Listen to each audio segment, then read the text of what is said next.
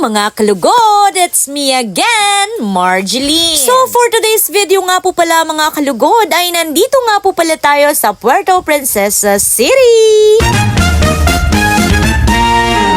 At ngayong araw nga po pala mga kalugod ay nag-aabang na nga po kami dito ng masasakyan. Dahil nga po ay pupunta nga po talaga kami ngayon sa Adventist Hospital. Ang plano nga po pala talaga namin ay magmumotor nga talaga sana kami, kaya nga lang po ay talaga namang umulan. Ang intro? So ano? So ngayong mga kalugod, it's me again, Marjorie. At ayun na nga talaga namang may pagaya-gaya pa talaga ng intro ko itong si Nadine. Akala mo naman talaga hindi tatanggalan ng tahi sa tiyan.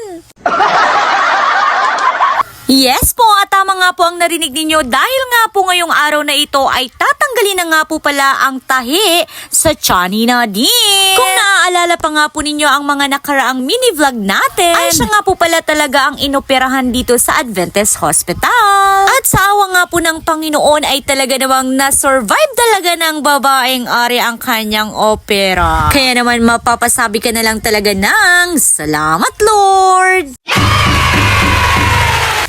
Finally nga po ay nandito na nga po pala tayo ngayon sa Adventist Hospital.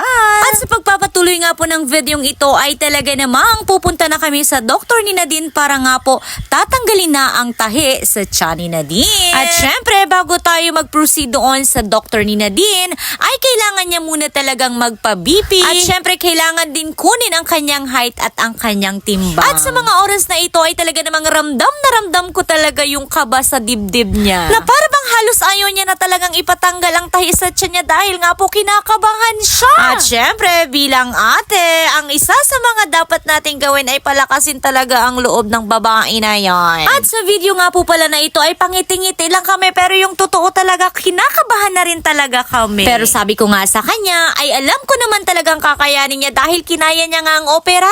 Ito pa kayang tatanggalin na lang ang tahi sa tiyan niya. Pero syempre, kahit ganun pa man ang sasabihin natin sa kanya ay hindi rin talaga natin maaalis ang kaba sa dibdib niya. At heto na nga ay talaga namang magpa-fast forward na nga po tayo dahil nga po bawal mag-video doon sa loob. And yes, finally ay talaga namang kinaya nga ni Nadine ang pagtanggal ng tahi sa tiyan niya. Kaya ang mukha niyang nakabusangot kanina na parang kinakabahan ay talaga namang napalitan ng saya. Warak na warak talaga ang ngirit niya dito.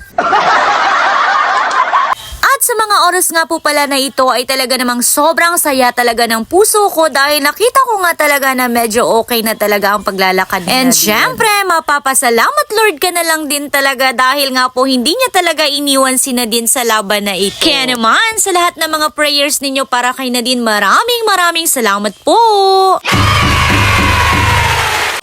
At syempre sa video nga po pala na ito ay tamang pauwi na nga rin talaga kami ni Nika Shane sa boarding house. At syempre dahil nga po isa lang ang motor natin at bawal pa rin talagang magbiyahe si Nadine na nakamotor, ay mas pinili na lang muna nila ni Nicole Shane na sumakay ng tricycle dahil nga po bukod sa katatanggal lang talaga ng tahi sa tiyan niya ay baka nga naman talaga uulan na naman at baka mabasa kami pag nakamotor. At heto na nga sa pagpapatuloy ng video na ito, sabi ko nga kay Nika Shane, paano ito wala akong helmet? Syempre nandun din talaga yung takot ko na baka mamaya may hulihan at mahuli kami dahil nga po wala akong helmet. At syempre dahil nga po diba mas importante talaga ang pagsusuot ng helmet. Dahil sa pagsusuot nito ay talaga namang magsisigurado talaga natin na safe tayo. Pero sabi ko nga kay Nika, next time ay wag na nga namin kakalimutan ng helmet. Ay talaga namang kamuntik nga tayong mahuli dahil wala tayong helmet. Pasensya po, hindi na po mauulit. Kaya naman hanggang dito na lang muna ang ating mini vlog. Maraming salamat!